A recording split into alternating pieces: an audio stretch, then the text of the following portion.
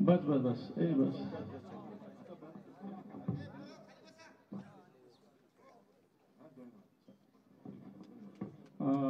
शेतकऱ्यांनी आपल्या भूमिका मांडलेल्या आहे. मी माननीय उद्धवजी ठाकरे साहेबांना विनंती करतो की आपण शेतकऱ्यांशी संवाद साधावा. माझ्या शेतकरी भावांनो आणि भगिनींनो,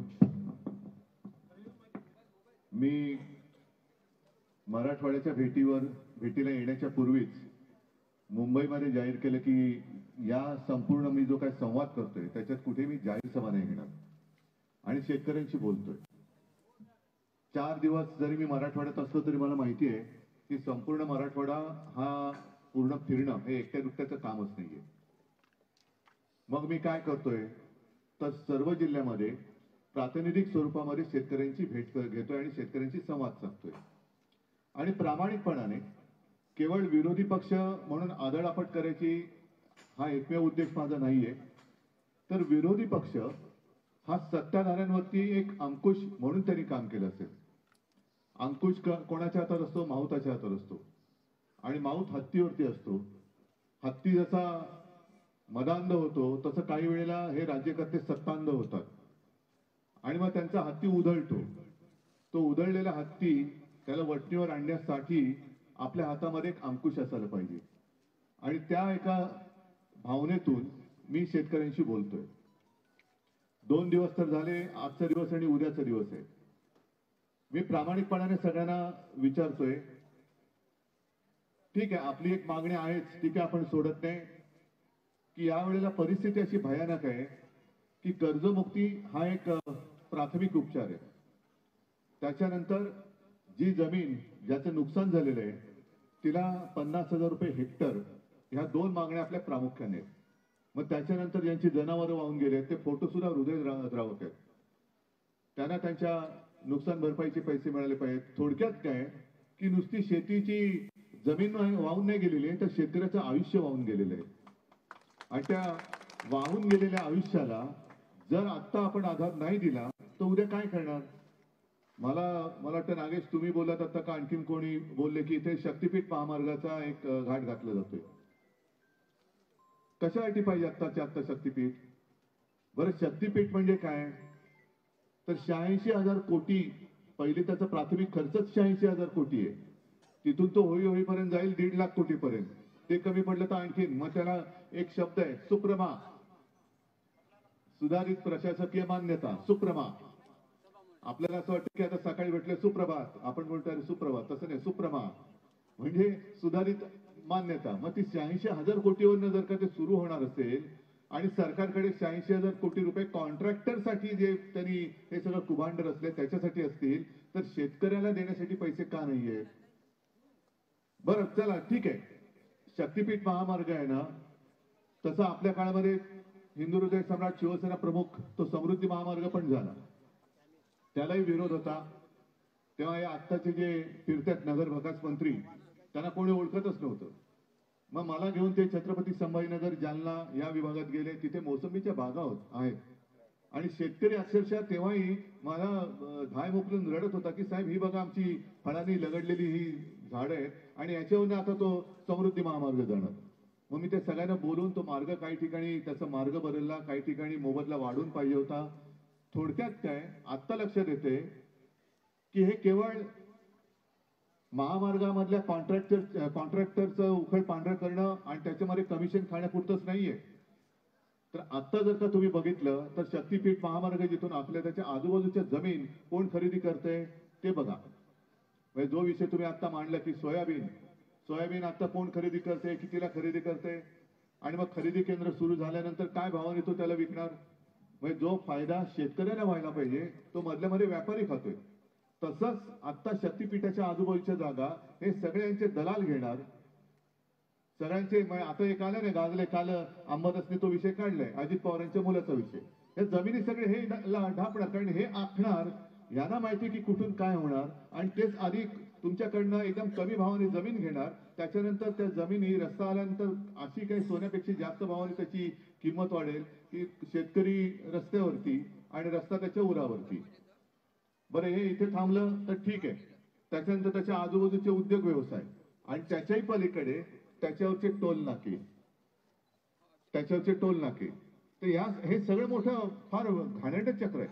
म्हणजे त्याच्यासाठी आणि हे मी आता शेतकऱ्यांचे विषय लावून धरले की शेतकऱ्याला कर्जमुक्त केलंच पाहिजे, त्याला हमी भाव मिळालाच पाहिजे, त्याला अमुक केलंच पाहिजे, विम्याचे पैसे. तर आपले मुख्यमंत्री काय सांगतात की उद्धव ठाकरे टोमणे मागतात. म्हणजे तुमच्या आयुष्याबद्दल तुम्हाला न्याय मागितला तर तो टोमणा आहे. आणि विकासाचं बोलत नाही. काय विकासाचं बोलायचं? यांच्या उरावरनं न्या शक्तीपीठ महामार्ग, हे बोलू मी. जे कालपासून आणि परवापासून बघतोय मी, ही आता बातमी मुद्दामून मी घेऊन आलोय, आजच पेपरमध्ये आलेली आहे. हे काल जे मी म्हटलं ना की मला आता विदर्भातले पण शेतकरी बोलत आहेत, उत्तर महाराष्ट्रातले बोलत आहेत, सगळे कोकणातले बोलत आहेत आणि मी जाणार आहे. आज ही बातमी आहे की कर्ज भरण्यासाठी बँकेचा तगादा, शेतकरी महिलेची आत्महत्या, आर्थिक विवंचनेतून टोकाचे पाऊल. आज मी आता मराठवाड्यात आहे. ही घटना घडलेली आहे. ही राजुरा म्हणजे चंद्रपूर म्हणजे असं नाहीये की इथल्या भागातला शेतकरी, सगळ्या राज्यातला शेतकरी आज संकटात आहे. ही घटना नाईकनगर चंदनवाही तालुका राजुरा येथे घडली आणि त्रस्त झालेल्या यशोदा आबाजी राठोड या 68 वयाच्या महिलेने ही आत्महत्या केली. का मुख्यमंत्री का नाही जात त्यांच्या घरी? तसं पाहिलं तर हे काय माझं काम नाहीये. तुम्ही म्हणालात आता दादा की मी कर्जमुक्ती केली, माझं कर्तव्य म्हणून मी केली, मी काय उपकार नव्हते केले. आणि आज तर मी कोणीच नाहीये. माझा तो पक्ष पण चोरलाय, वडील पण चोरले, चिन्ह चोरले, सगळे चोरले, पण माझी माणसं जागेवर आहेत. ती नाही तुम्ही चोरू शकत. माझं कर्तव्य आहे की आज काही जरी नसली तरी ही ताकद जी आहे ना, ह्या ताकदीसाठी काम करणं हे माझं काम आहे आणि म्हणून मी इथे आलेलो आहे. या सगळ्या व्यथा मी ऐकतोच आहे आणि या काय माहिती नाही तशातला भाग नाही. दुसरी जी बातमी आणली की पहिलं म्हणजे जे पॅकेज जाहीर झालंय ते पॅकेज तुम्हाला मान्य आहे का? कारण मुख्यमंत्र्यांनी काय सांगितलं, आतापर्यंत इतिहासातलं सगळ्यात मोठं पॅकेज 31,800. आता त्याची फोड जी केलेली आहे, एक मिनिट आकडे त्याच्यामध्ये केलेले आहे. एक तर पीक विमा तुम्हाला मिळाले नशीब, कारण काही ठिकाणी पीक विम्याचे पैसे जे आले ते 2 रुपये, 3 रुपये, 6 रुपये, 21 रुपये.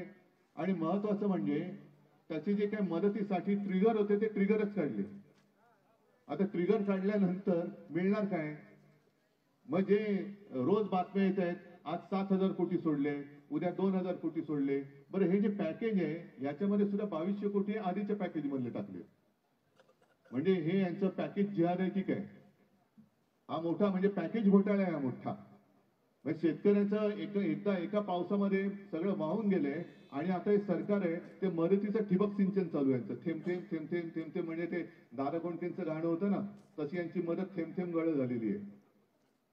थेंब थेंब टाकतात नुसते आपले. काय उपयोग काय त्याचा? करायचं असेल तर आज करा. आणि अनेक ठिकाणी मला कल्पना आहे की पंचनामेच झालेले नाहीये, अधिकारी येतच नाहीये. पंचनामे झालेले आहेत पण मदत येत नाहीये. मी तर म्हणेन नागेश, तुम्ही जे बोललात ना, तुम्ही खासदार आहात, हक्काचे खासदार आहेत आणि हिंगोली नांदेड हा नाही म्हटलं आपला भगव्याचा बालेकिल्ला आहे. मी सर्व शिवसैनिकांना सांगतोय आणि आपले जे आमदार खासदार निवडून आले त्यांना सांगतोय, जा तिथे जे कार्यालय, जिल्हा कार्यालय असेल, तहसीलदार असेल, तिकडे जाऊन बसा, घेराव घालून बसा आणि त्यांना सांगा या गावात तुम्ही का गेला नाही, पंचनामे का झाले नाहीत, या गावामध्ये गेलात पंचनामे झाले, मदत का आली नाही. आणि मग ज्या गावात गेल्या ज्यांचे पंचनामे झाले, ज्यांना मदत मिळाली त्याची यादी रोजच्या रोज जर सरकारकडनं रोज पैसे सुटत असतील तर ते पैसे जात आहेत कुठे, आमच्या गावात किती आले, सर्कलमध्ये किती आले, ह्याची रोज यादी आम्हाला पाहिजे, अपडेट पाहिजे. हे द्यावंच लागेल. आम्ही त्यांना तुमच्याशी भांडायला नाही आलो. अगदी त्यांना जाऊन त्या शिवीगाळ नाही करायचं, जाऊन त्यांना सत्कार करा. काय आता काल मला तिथल्या लोकांची तुरीची ते दिली, झाड सगळी सडलेली तूर, ते घेऊन जा, त्यांना सत्कार करा, चांगल्या याने द्या त्यांना. आनंदाचा शिदा बंद झालाय, सडलेलं कुजलेलं किडलेलं धान्य देत आहेत, ते त्याला घेऊन जा, त्यांना घ्या बाबा, आम्ही तुमचा सत्कार करतो, आम्ही तुमच्यासमोर हात जोडतो, पाया पडतो, पण जोपर्यंत आम्हाला हे सगळं मिळत नाही तोपर्यंत आम्ही तुम्हाला सोडणार नाही. तुम्हाला सगळं आम्हाला जे काही धान्य मिळतं ना त्याचं सगळं अन्नधान्य शिजवून आम्ही तुम्हाला खाऊ पिऊ घालू. म्हणजे सडलेलं तांदूळ असेल त्याची खिचडी करून आम्ही तुम्हाला देऊ, पोटभर जेवा. हायब्रिड असेल त्याचं काय आणखीन करून द्यायचंय ते द्या, पोटभर जेवा, पण आम्हाला न्याय द्या. नाहीतर काय होतं की आपण एक छत्रपती संभाजीनगर मध्ये मोठा मोर्चा काढला, काय झालं पुढे? त्याच्यानंतर मध्ये आता कोणी आंदोलन केलं होतं, आलं ना कोर्टाने त्याला लावला चाप, गेलं आंदोलन मागे. थोडक्यामध्ये तुम्ही जी काय अपेक्षा व्यक्त केली की मीच आता काहीतरी करायचं, मी करायला उतरलोच आहे, मी तुमच्या सोबत आहेच. पण हा प्रश्न एक दिवसाचा मोर्चा, एक दिवसाचा चक्काजाम करून होणार नाही. तुम्हाला सगळ्यांना तिथे जाऊन ठाण मांडून बसावं लागेल. देत नाही कसं, दिल्याशिवाय तुला जाऊच देत नाही. सांग तुझ्या कोण तुझे शासनातले प्रशासनातले बाप लोक असतील ना, वरनं खालनं वरती वरती वरती. कारण मुख्यमंत्री बिझी आहे, मुख्यमंत्री बिझी आहे, त्यांच्याबद्दल मी काही बोलत नाही. कारण आपले शेतकरीकडे टाव फोडून आक्रोश करतायत. मी तुमच्यामध्ये आलो, मुख्यमंत्री कुठे होते माहितीये तुम्हाला ना? बिहार. बिहार. आणि नुसतं बिहारमध्ये जाऊन काय बोलले ते की पंतप्रधानांचं सगळ्या राज्यांवरती प्रेम आहे, लेकिन अंदर की बात मैं आपको बताऊं. यांना बऱ्या अंदर की बात माहिती, ती आपली जाहिरात मला आठवली, ये अंदर की बात है. तसं या देवेंद्र फडणवीसांकडे अंदर की बात है, लेकिन प्रधानमंत्री जी का सबसे ज्यादा प्यार बिहार पे है. बसा बोंबलत तुम्ही ना. मुख्यमंत्री तुमच्याकडे येणार आणि पंतप्रधान तर दिव्यच आहेत, 2 वेळा येऊन गेले. मग कुठे बसचं उद्घाटन केलं त्यांनी, पानाच्या टपरीचं उद्घाटन केलं, माझा फोटो आला पाहिजे. म्हणजे असे सगळे हा पाचकळपणा चाललाय. अजूनही पॅकेजचा पत्ता नाही. बिहारमध्ये 10-10 हजार रुपये निवडणुकीच्या तोंडावरती तिथल्या प्रत्येक महिलेच्या खात्यात टाकले, 75 लाख महिलांच्या. आमच्या इकडे लाडकी बहीण योजना निवडणुकीच्या तोंडावर जाहीर केली, सगळ्या बहिणींना ते दिले. सगळ्या बहिणी पण आपल्या साध्या आहेत, त्यांनी पण मतं दिली. आणि मग तुम्ही सुद्धा नाही म्हटलं तर म्हणजे तुम्ही नाही दिली, कारण आता आपले आमदार खासदार निवडून आलेच नसते. पण मी महाराष्ट्राचं बोलतोय. मग लोक काय म्हणली, अरे पैसे येतात तर देऊया, आणि आता काय करतात ते बघा. निवडणुकीच्या आधी जे म्हणाले होते की आमचं सरकार आल्यानंतर, भाजपचं सरकार आल्यानंतर आम्ही शेतकऱ्याचा सातबारा करू, कोरा कोरा कोरा. आणि आता गेल्यानंतर म्हणतात योग्य वेळ आल्यानंतर आम्ही करू. आता म्हणतात जून मध्ये. तुम्हाला जून मध्ये कर्जमाफी होणार असेल, तुम्हाला मान्य आहे? नाही, कारण ते निवडणुका काढतायत. आता निवडणुका लागल्यात, नगरपालिका परिषदा, जिल्हा परिषदा, मग छोट्या पालिका, महापालिका सगळ्या लागलेल्या आहेत. मग तुम्ही आता गप्प बसा, आम्ही तुम्हाला जून मध्ये देतोय ना, आत्ता मतं द्या. आणि म्हणून मी तुम्हाला जे काय सांगायला आलेलं आहे, हे तुम्हाला जर पटत असेल आणि तुम्ही करणार असाल तर ह्या लढ्यात यशस्वी होऊ. नाहीतर मग मी परवा बघितलं ना, शेतकरी काय काम करायचं थांबत नाही. इथे किती शेतकरी आलेत, बरोबर आहे. तुम्ही आता काय जमीन अशी वाऱ्यावर सोडून आलाय, रडताय तरी पण पेरणी सुरू करताय ना. हेच आहे. सरकार म्हणते की किती काळ रडतील, रात गई बात गई, अरे 2 दिन रहेगा बाद में आएगा. कारण तुम्ही शेतकरी आहात, तुमचं आत्ताचं कर्ज डोक्यावरती आहे. उद्या जर का तुम्ही पेरणीच केली नाही, कपाळाला हात लावून बसला, तर उद्याचं पण गेलं म्हणजे मग काय, संपलंच सगळं. त्याच्यामुळे शेतकरी रडतोय, त्याच्या डोळ्यात पाणी आहे, पण तरी सुद्धा तो शेतीचं काम नाही सोडत आहे. आणि ही तुमची जी एक असहायता म्हणा, ही सरकारने ओळखलेली आहे. ती जाईल कुठे? याला थोडंसं इकडे तिकडे काहीतरी दिलं, थातूर मातूर, याला एक मधाचं बोट लावलं, कोपऱ्याला गुळ लावला आणि एखादी योजना जाहीर केली का परत आपल्या मागे येईल. आणि म्हणून मी तुम्हाला जे सांगायला आलोय, एक तर या सगळ्या कार्यालयावरती मोर्चे हे निघाले पाहिजे. विमा कंपन्या सुद्धा कोणत्या कोणत्या कंपन्या आहेत, मागे आपण मुंबईत मोर्चे काढले होते, पुण्यात मोर्चे काढले होते, आपण परत काढू मोर्चे, मुंबईत पुण्यात पण काढू. जे जे आंदोलन म्हणून करता येणे शक्य आहे ते सगळं मी करीन. मी एक निर्धार केला पाहिजे. जसं मुख्यमंत्री आता तुम्हाला सांगतायत की कर्जमुक्ती आम्ही योग्य वेळी करू. कारण आता तुम्ही आता सगळे ज्येष्ठ शेतकरी संघटनेचे पण लोक आहेत सगळे. मला एक सांगावं, बँकेचा फायदा होऊ न देता कर्जमुक्ती कशी होऊ शकते? आता जर का कर्जमाफी केली, त्यांच्या मते कर्जमाफी, मी म्हणतोय कर्जमुक्ती, तर बँकांचा फायदा होईल. म्हणून आता करणार नाही, जून मध्ये करणार. मग आता केली तर बँकांचा फायदा होणार, जून मध्ये केली तर बँकांचा फायदा कसा होणार नाही, हे पहिलं मुख्यमंत्र्यांनी सांगावं. पण हे जे काही शब्दाचे खेळ चालू आहेत, आणि मुख्यमंत्री जे मी म्हटलं बिझी आहेत, एक तर बिहारमध्ये होते आणि दुसरा आता अजितदादावरती पांघरून घालण्यासाठी बिझी आहेत. म्हणजे तिकडे जमिनीच्या जमिनी बळकावणं चाललंय आणि माझ्या इथल्या शेतकऱ्याच्या जमिनी वाहून गेल्या आहेत. त्या वाहून गेलेल्या जमिनीसाठी मुख्यमंत्री येणार नाही, पण चोरलेल्या जागी मुख्यमंत्री तिकडे पांघरून घालायला बसलेले आहेत. आणि त्याच्यासाठी तुम्हाला म्हणजे नुसतं माझ्या हातात नांगर देऊन नाही चालणार. काय करू मी नांगर घेऊन? माझ्या हातात आसूड दिलाय, काय घेऊन करू मी आसूड घेऊन? आसूड तुम्ही आहात स्वतः, तुमच्या हातामध्ये आसूड आहे, तुमचा बैलावरती नाही. तर या सरकारवरती पण कोरडे ओढले पाहिजेत. आणि म्हणून मी सांगितलं आणि जर तशी तुम्हाला सुरुवात करावी, आता या निवडणुका छोट्या छोट्या निवडणुका आलेल्या आहेत. मी कालपासून सुरुवात केलेली आहे की तुम्ही निर्धार केलात तर हे होईल. ज्याप्रमाणे पंतप्रधानांनी एका क्षणात नोटबंदी केली होती तशी तुम्ही वोटबंदी करू शकता का? जोपर्यंत आमच्या मागण्या मान्य होत नाही तोपर्यंत आम्ही महायुतीला मत देणार नाही. कर्जमाफी नाही, महायुतीला मत नाही. पीक विम्याचे पैसे हेक्टरी 50,000 रुपये मिळत नाही तोपर्यंत महायुतीला मत नाही. जनावरांचं नुकसान भरपाई मिळत नाही तोपर्यंत महायुतीला वोट नाही. ते वोट बंदीचे फलक पहिले लावा सगळीकडे. जसं नोटबंदी केली ना, विचारलं तुम्हाला काय तुम्हाला त्रास नाही झाला नोटबंदीचा? लाईन मध्ये उभं राहावं लागलं. शेतकऱ्याला सुद्धा त्याच्या शेतकरी काय आता चेकबुकाने सगळं काय करतो की कार्ड वापरतो. पैशाचा व्यवहार हा काही वेळेला होतो, नोटीने होतो. आणि घरातल्या ज्या महिला आहेत, अनेक ठिकाणी महिलांना विचारलं, त्या महिला आपल्या म्हणजे तुमच्या सगळ्यांच्या नकळत काही पैसे घरातल्या काही गोष्टी अचानक लागल्या त्याच्यासाठी साठवून ठेवतात. मग ते पिठाच्या डब्यात असेल, डाळीच्या डब्यात असेल, आणखीन कुठे असेल, ते सुद्धा त्यांना काढावे लागले आणि लाईनीत भरून टाकावे लागले. बरं, का नोटबंदी केली होती? तर दहशतवादी हमले होणार नाहीत. का नोटबंदी केली होती? तर भ्रष्टाचार होणार नाही. अरे भ्रष्टाचार होणार नाही. ते संभाजीनगरचा तो आमदार बघितला तुम्ही, बॅग उघडी टाकून बसले नोटांनी भरलेल्या. कुठे गेली नोटबंदी? हा, पहलगामचा हल्ला पाहिला ना, कुठे गेली? दहशतवाद कसा संपला? हे सगळं खोटं सांगून आपल्याला म्हणजे काल मी एक चांगली, ते आता सगळेजण युट्यूब आणि इंस्टाग्राम बघतात, एक चांगलं त्याच्यावरती बघितलं की या देशातला सगळ्यात मोठा घोटाळा कोणता आहे माहितीये तुम्हाला? सगळ्यात मोठा घोटाळा सांगताय?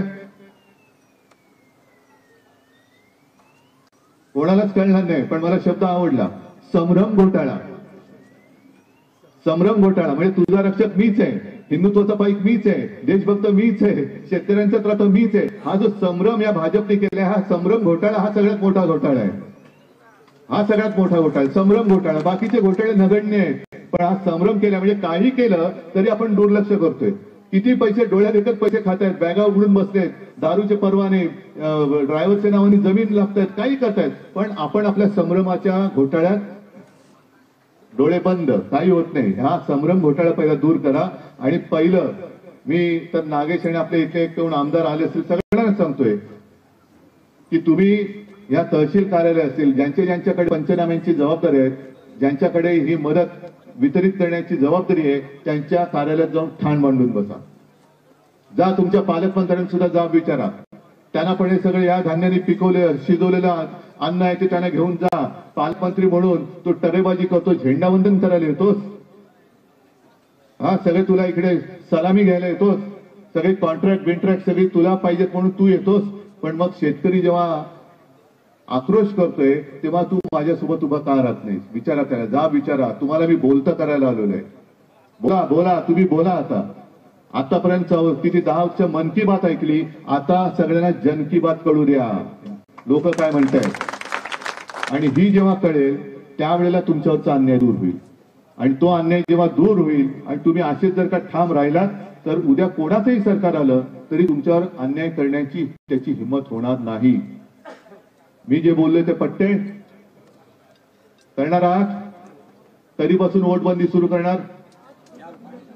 जिल्हा जिथे आज तर तुम्ही इथे मोजक्या स्वरूपात आले, जा तुमच्या जिल्ह्यात सगळीकडे पसरवा वोटबंदी. जोपर्यंत ह्या मागण्या होत नाहीत तोपर्यंत महायुतीला वोट नाही. पसरवा. बघा तुमच्या समोर येतात की नाही ना. तर सगळ्यांना धन्यवाद देतो. जय हिंद, जय महाराष्ट्र.